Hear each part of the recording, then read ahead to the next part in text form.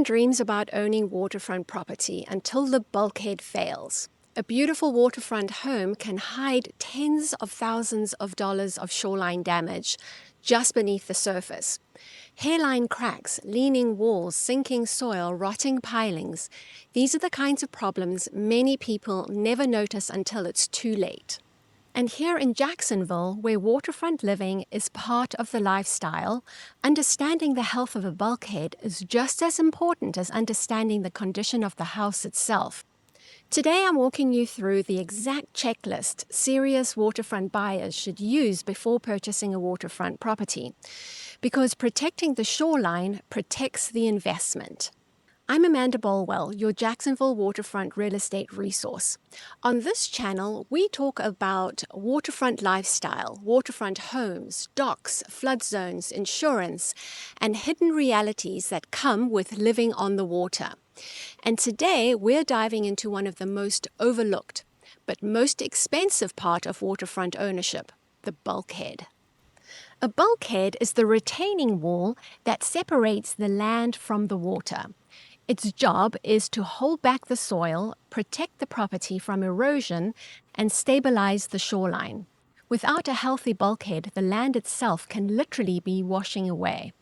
And replacement costs, depending on the size, materials, permitting requirements, and water access, bulkhead replacement can easily run into the tens or even hundreds of thousands of dollars.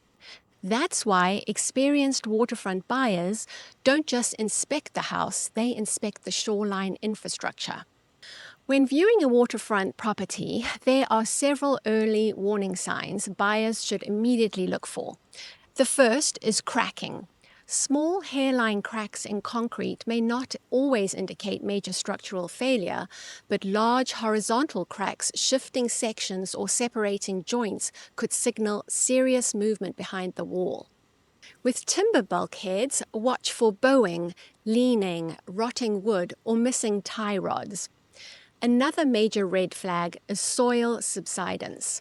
If you notice sinking areas in the yard, depressions near the bulkhead, uneven pavers or gaps forming between the lawn and the wall, that often means soil is escaping behind the structure. And once soil movement begins, the failure process can accelerate quickly.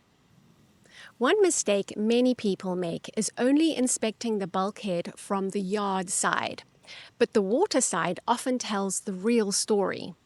If possible, inspect from a dock, a boat, or a kayak, and look for exposed voids underneath the wall, separated panels, deteriorated timber, rust stains from failing hardware, marine growth hiding damage, undermining from wave action or tides. In Jacksonville's tidal waterways, erosion patterns can shift over time, especially after storm or unusually high tides. What appears stable from above may actually be deteriorating underneath. One of the smartest things waterfront buyers can do is research the property's permit history.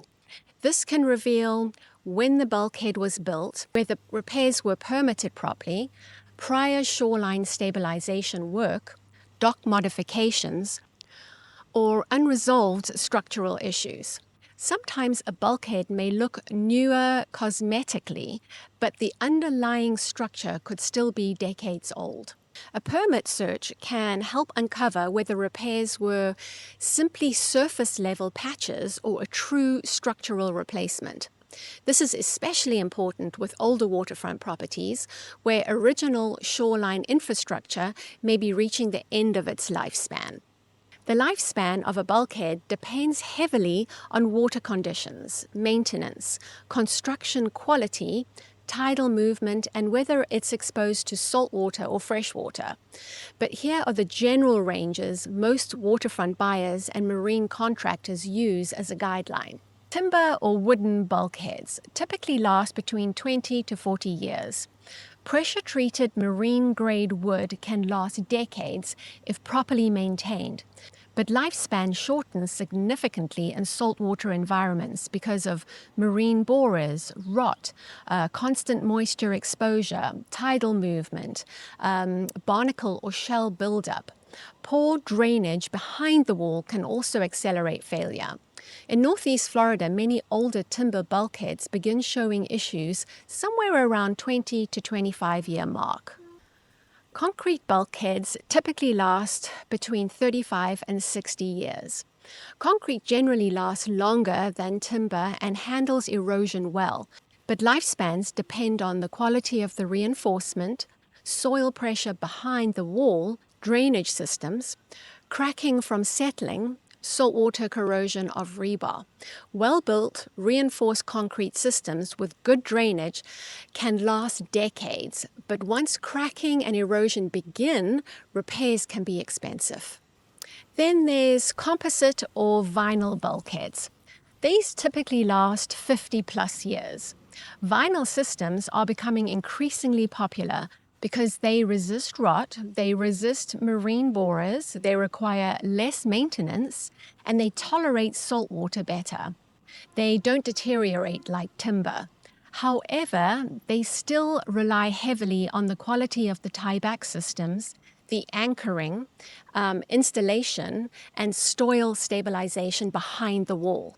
Some manufacturers advertise 50 to 75-year lifespans under ideal conditions.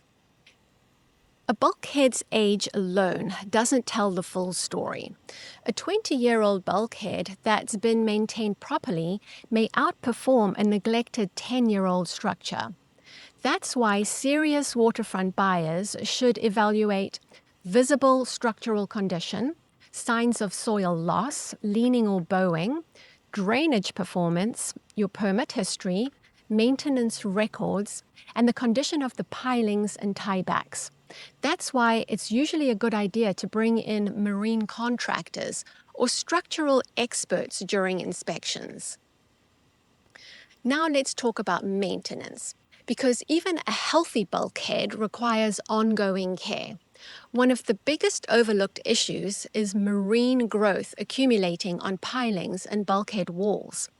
Barnacles, oyster shells, algae, and other growths may seem harmless, but they actually attract marine borers, organisms that can destroy wood from the inside out.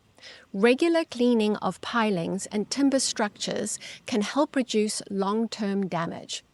Routine inspections are critical because waterfront structures age differently from traditional land-based construction. Salt exposure, moisture, tides, wakes from boats, and storms all accelerate wear and tear. A standard home inspection often isn't enough for waterfront properties. Waterfront homes come with an entirely different layer of infrastructure. Different drainage systems, flood considerations, and shoreline stabilization. That's why serious buyers should consider marine contractors and structural engineers, dock specialists, or waterfront-specific inspections, especially on high-value waterfront investments, because replacing a roof is one thing, replacing an entire shoreline is another. Waterfront living can be incredible.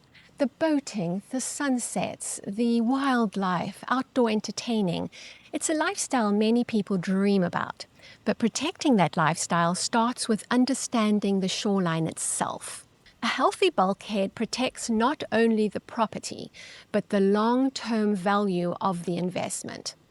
If you're considering buying waterfront property in Jacksonville and want guidance on navigating docks, flood zones, or insurance, feel free to reach out.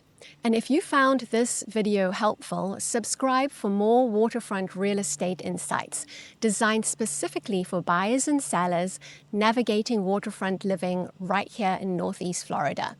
And before I go, I did a few interviews with bulkhead and dock building experts, and I'll link those for you as they had a lot of insightful information on the subject too.